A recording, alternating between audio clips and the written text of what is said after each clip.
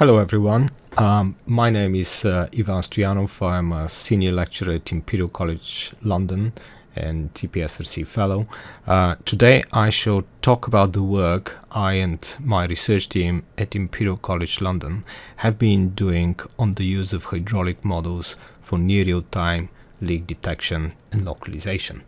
I also want to acknowledge the contribution of my colleagues Dr. Filippo Pecci and Caroline Blocker. The contents of my presentation will include a motivation with relevance to AMP7. We'll talk about the problem formulation with regards to leak detection and localization as part of a holistic approach for network management. The actual mathematical optimization methods is based on solving an inverse problem with regularization, and I shall present examples. Now, in June 2018, Thames Water was fined 120 million over poor leakage management. Consequently, the CEO of Thames Water, Steve Robertson, was sacked. As a customer of Thames Water in southwest London, I had to read Twitter feeds and was asked by Thames Water via Twitter to report whether I have water or not. Rather extraordinary, it seems that Thames Water had no knowledge of the hydraulic conditions within their network and had to ask customers via Twitter. As a customer, as also a researcher, to me was rather frustrating that the biggest R&D innovation in monitoring and dynamically adaptive control of water distribution network has been happening in southwest London at Imperial College London. For me, it's the challenge for AMP7 is even bigger, and clearly for you guys, the water companies, the fines could be even larger. There is another element which the inadequate knowledge of the hydraulic conditions in networks and poor management could be severely exposed in the threats we currently face. We have potentially the perfect storm of having Beast from the East plus COVID-19.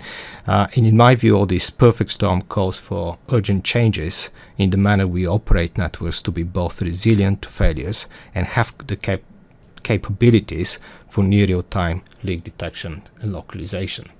And the way we approach this problem, particularly the way I have been approaching this problem, is through the management, the formulation and management of resilient networks. Networks that can dynamically adapt their connectivity and pressure, but equally they have the functionalities to provide near real-time leak detection and localization. Now, leaks and bursts come in all shapes and sizes. It is essential to recognize that the size of the leak needs to inform the required detection and localization time. So if we look at small leaks that might be liters per minute, clearly we'll be looking at potentially days of detection. If we're going down the route of burst of between 2 and 5 liters per second, then clearly that will be an hour or hours. And if we go to a slightly larger events, 10 liters per second and beyond, we'll be looking minute or minutes. So in that respect, utilities are rushing, in my view, to use various technologies based on a silo mentality. The drive, for example, towards 100% coverage of a network with permanently installed acoustic loggers, while ignoring basic pipe hydraulics, failed to recognize the fact that successful leakage management should be a holistic approach rather than a very kind of silo-based approach. The way we look into this holistic approach is based on risk management and should include, in my view, that risk management, the probability of failure for a particular pipe times the impact of that burst. So that means that how does that reflect in terms of knowledge about the hydraulics and optimizing its pressure control means that the prevention is very much through more optimal pressure control, more calm networks, more resilient networks. We can certainly bring best engineering practices to the reduction of probability of bursts. And equally, the impact for us is measured through the speed in which we can detect, locate, quantify, but equally through the notion, again, through having resilient networks which can minimize the impact of these specific failures. So therefore, again, the kind of the leakage management and the near real-time leak detection localization should be part of this holistic management based on optimal pressure control plus optimal leak detection and localization. For us, again, the way I view the problem is that it's based very much on having well-calibrated, well-maintained hydraulic models with sufficiently accurate understanding of the hydraulic conditions. So the key component in that robust process, which ultimately leads to this near real-time leak detection and localization, is based on data with unprecedented spatial and temporal resolution that allows us to build and maintain our models through using robust mathematical optimization methods, and then the same methods and also the same or very similar methods and the same data is then used to optimal pressure control and also leak detection and localization. The problem we solve is the inverse problems we solve. It's consist of two components. The first component is the forward hydraulic model, which clearly for us we have parameters, we have state variables, demand, leakage, but the high resolution pressure monitoring allows us to sort of very much define and dynamically quantify particular uncertainty bounds. The inverse problem is based on inferring state variables such as the burst and leakage and the locations of this, which also needs to take into account the fact is that we have measurement and model errors. We also have to take into account that our problem is ill-posed. So in other words, however, even if we have a large number of pressure monitoring devices, we still cannot, they'll be orders of magnitude less than the number of nodes and the number of links we have in a typical hydraulic model. So as a result of that, we face that notion when we formulate the inverse problem of ill-posedness. Now, the other thing is that when we solve this inverse problem, we are solving also nonlinear inverse challenge. We also have to deal with measurement noise. That algorithm needs to be computationally efficient. We certainly want to be solving very large networks within seconds rather than days and weeks. And therefore, we formulated this as a mathematical optimization problems, which is a gradient-based optimization methods rather than some evolutionary methods. The problem in itself, it's just formulated, as I mentioned, as an optimization problem. In that optimization problem, or the inverse problems, we have the weighted sum of squares residuals is minimized based on the data or the measurements we take. We have a certain, this is subject to a particular hydraulic constraints. So in that case, we have a vector of pressure-dependent leakage at every single node. We also have a certain head loss approximations due to friction. And in C, in that case, is our unknown leak coefficients, which is bound within a certain limit.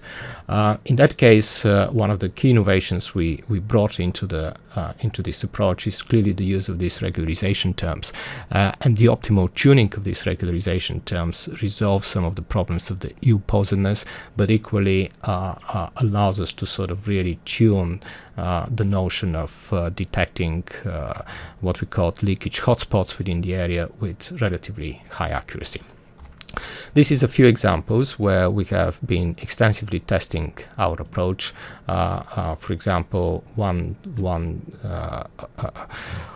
stream of work we have taken is by formulating and simulating a specific burst on the network through fire hydrants. So these are bursts going from 1 to 3 liters per second. They normally run for a period of 60 minutes. All the data flow is measured within the network, and prior to running these burst trials, we calibrate the model And we ensure that over a certain period of time the model is performing extremely well, which we again do via the utilization of our mathematical optimization methods.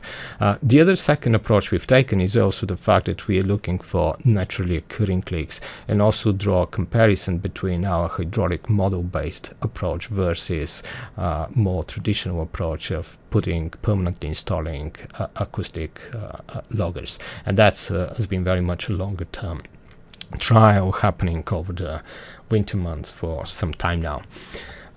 In that respect, the trials demonstrate that the method is very successful in detecting leaks and localizing leaks. You can see the leakage hotspot area in one of the test areas we have. In that particular case is leak of about 2 liters per second. It's taken about 37 iterations and approximately 9.3 seconds of CPU time in order to be able to identify that leak. We also have done tests on multiple leaks. In that case, we have 2 leak locations of 2 liters per second each, where leak starts to appear in a sequence. So it's very important to be able to recognize the occurrence of the first leak, and then be able to also recognize and localize the detection of the second leak. So these trials are ongoing, and again it represents a real combination of different systems, different complexities, different topological configurations in order to fully assess the limitations and also the success of these methods. These are actually done, the trials were done through the program of work I run with several water companies on dynamically adaptive and calm networks. The trials happen at the moment in Bristol Water, in Anglian Water, and Severn Trent Water. The intention is also to include United Utilities in the coming months, but certainly we also have a very large representative sample of trialing this method and approach across multiple systems and multiple networks. For us, that sort of, again, going back to this holistic approach is quite important, because we see that as part of the whole drive towards resilient networks through dynamic adaptability, the notion that we have a process of robustly building a hydraulic model, but then continuing the automatic maintenance of this hydraulic model and the utilization of advanced applications such as leak detection localization becomes an integrated approach towards smart water network management. So in that particular case, we have taken, we use that hydraulic model not just about to optimally control and do leak detection, but optimally reorganize and reconfigure networks in order to improve their resilience. So in that respect, one of the simplistic approach we have taken through our mathematical optimization methods is to optimally pairing DMAs in a network, so we can immediately improve the resilience of these networks, and we have quantifiable metrics for that resilience, but equally improve the pressure management, the incident management, and equally not sacrifice the real-time leak detection and quantification. We do that again through very much the integration of advanced technologies for sensing, which we have developed and commercialized, through the through the very advanced control technologies again we have developed jointly with Clayval, and through a series of field demonstrators. Again, the notion here is to bring that advanced pressure control together with the near real-time leak detection and localization to improve both network resilience, but also improve the operational control of these networks.